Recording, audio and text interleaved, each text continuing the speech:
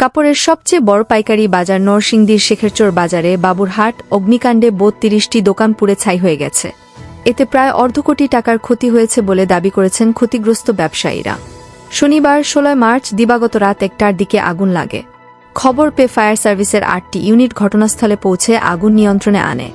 ধারণা করা হচ্ছে বৈদ্যুতিক শর্ট সার্কিট থেকে আগুনের সূত্রপাত হয়েছে। অগ্নিকাণ্ডের খবর পেয়ে রাতেই ঘটনাস্থলে ছুটে যান জেলা প্রশাসক ড বদিউল আলম, শেখেরচর বাজার বণিক সমিতির সাধারণ সম্পাদক মনিরুজ্জামান সহ আরও অন্যরা।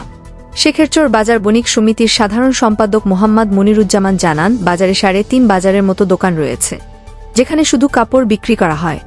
সামনে ঈদ মৌসুম, ব্যবসায়ীরা তাই পর্যাপ্ত কাপড় নিয়ে বসেছিল।